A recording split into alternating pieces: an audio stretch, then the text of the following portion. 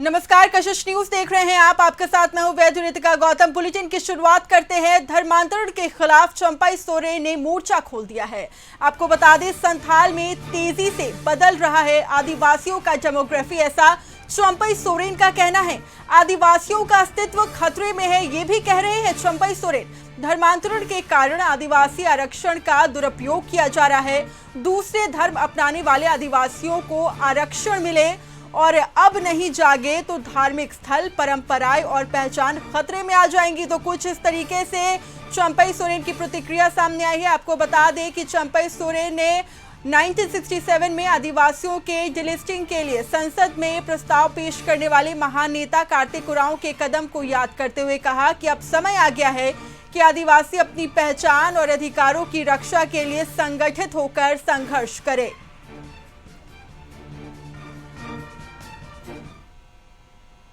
धर्म अपना सकता है, अच्छा है, इसमें कोई हमारा आपत्ति नहीं है। लेकिन ये रूढ़िवादी प्रथा जो हमारा परंपरा है, पेड़ के नीचे हम लोग पूजा करते हैं, हमारा जीवन शैली अलग है।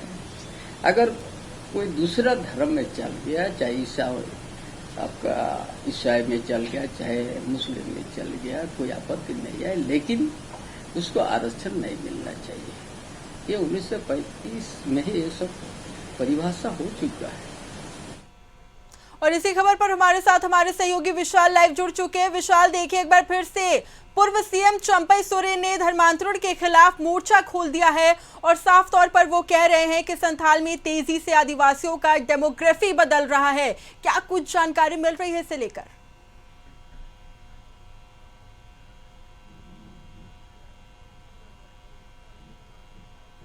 झारखंड में हूल दिवस मनाया जाता है।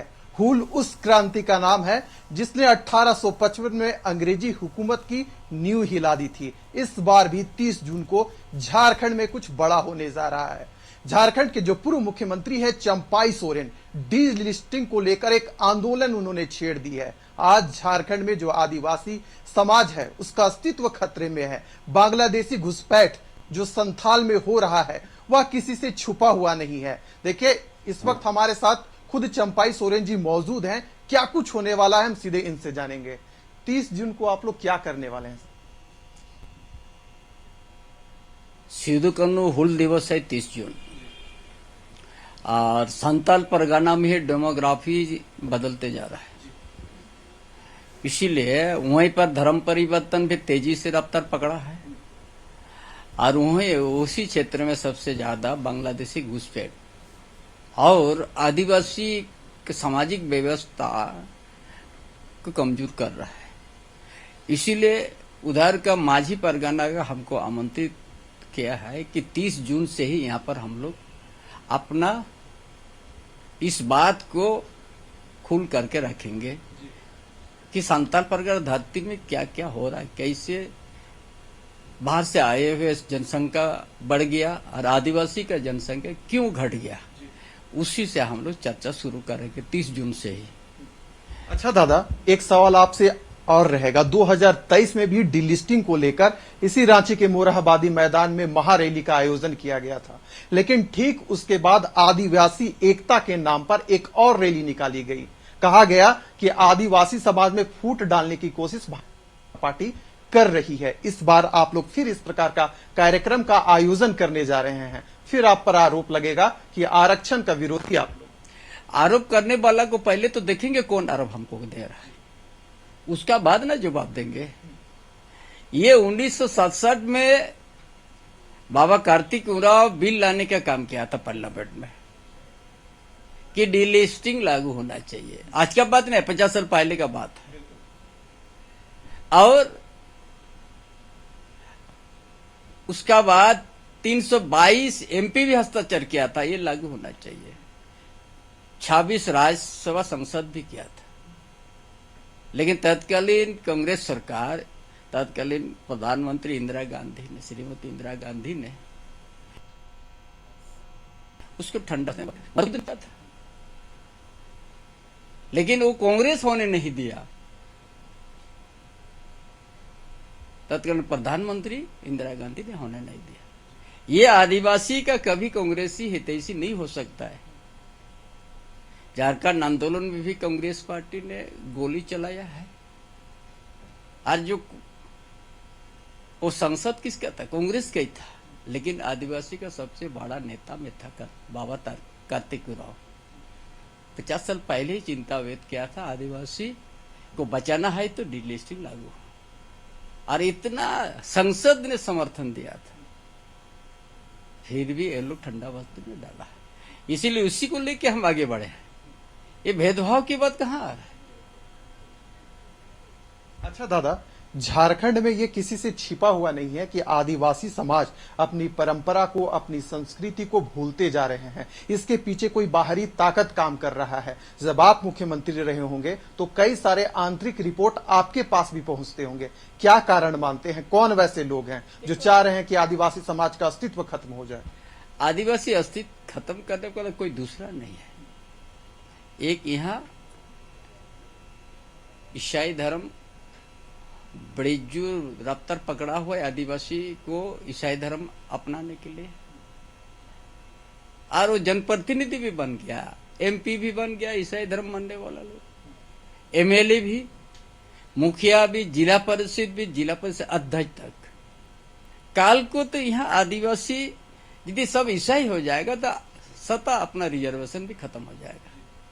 इसीलिए जो भी इस देश में कोई भी धर्म मानने से किसी को रुकावट नहीं है, माने। लेकिन हम जो पेड़ के नीचे पूजा करने वाला, रूढ़िवादी पत्ता अपनाने वाला, हमारा अलग जीवन शैली है और हमको रिजर्वेशन मिला है, वो रिजर्वेशन का हकदार उन लोग नहीं बने।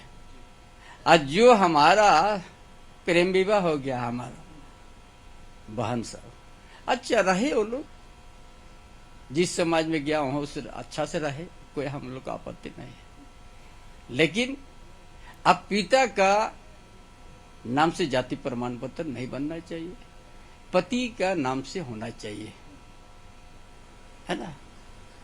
ये सारी बात हम समाज के बीच में जाके इस चर्चा कर रहे हैं, और सबसे बड़ा जन आंदोलन तैयार कर रहा है कि ये आदिवासी का अस्तित्व, अस्मिता को बचाने के लिए हम सब एक होगा। अच्छा दादा, अगर हम झारखंड की बात करें, ट्राइबल एडवाइजरी काउंसिल भी बना हुआ है।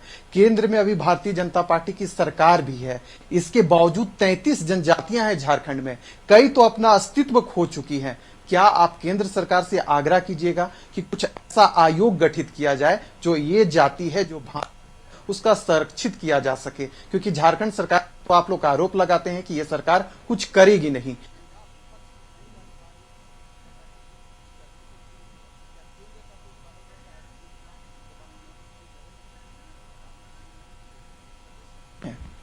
देखिए, हम तो ये भी पहले समाज को जगाएंगे, और केंद्र सरकार की यहाँ तो जाना ही पड़ेगा। पहले तो समाज हम जगाएंगे। जिस समय लाख लाख आदिवासी रोड पर निकलेगा, उस समय हम देश को बताएंगे और केंद्र सरकार का हमारा भावना से अवगत कराएंगे। ये भी जल्दीबाजी में हम नहीं है, क्योंकि राज्य सरकार तो कहाँ से आते हैं? संतालपुरा धरती से नेतृत्व कर रहा है विकास का, और उसी धरती में डेमोग्राफिक चेंज हो रहा है। उसी धरती में ही एक समुदाय बांग्लादेश से आके वहां पर रफ्तार बढ़ा हुआ है, और उसी जगह में आदिवासी जनसंख्या घट गया, जहां पर 44 से 47% आदिवासी था। उस जगह में ये भी घट गया, 28 तक आ गया, और ये भी जनगणना से कितना आ जाएगा। सबसे चिंता की बात तो वो है, क्या ये राज्य सरकार इस चिंता को नहीं कर सकेगी?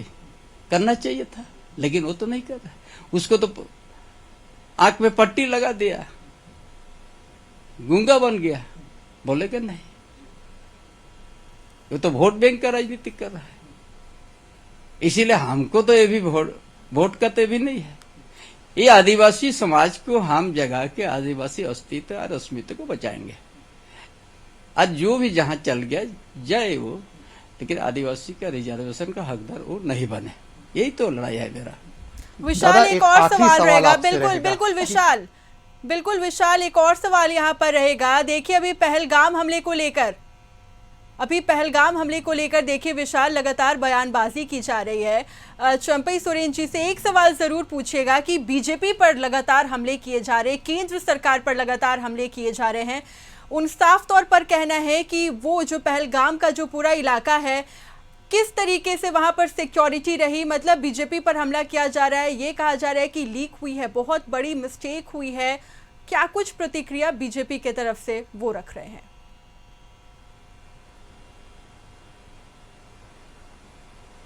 दादा, एक आखिरी सवाल रहेगा। पहलगाम में जिस प्रकार से 26 पर्यटकों को उनका धर्म जानकर उन्हें गोली मार दिया गया, अब भारतीय जनता पार्टी पर ही उंगलियां उठ रही है, यानी कि केंद्र सरकार को निशाने में लिया जा रहा है। गृह मंत्री से इस्तीफे मांगे जा रहे हैं। झारखंड में भी विरोध का स्वर उठ रहा है कि सुरक्षा में इतनी बड़ी चूक क्यों हुई। क्या कहिएगा? देखिए, सर्वदलीय बैठक केंद्र में हुआ, सभी दल तो समर्थन किया, कार्रवाई करने का पक्ष में है।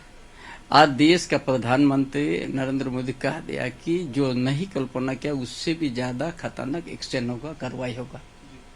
पूरा विश्वास है उसका, जो भी अंजाम दिया है उस जगह में उसका ऊपर कार्रवाई तो निश्चित है। आदेश का प्रधानमंत्री अपना उस बोल चुका है, इसलिए पूरा विश्वास है आतंकवादी के खिलाफ में कड़ाई से कड़ाई कार्रवाई होगा।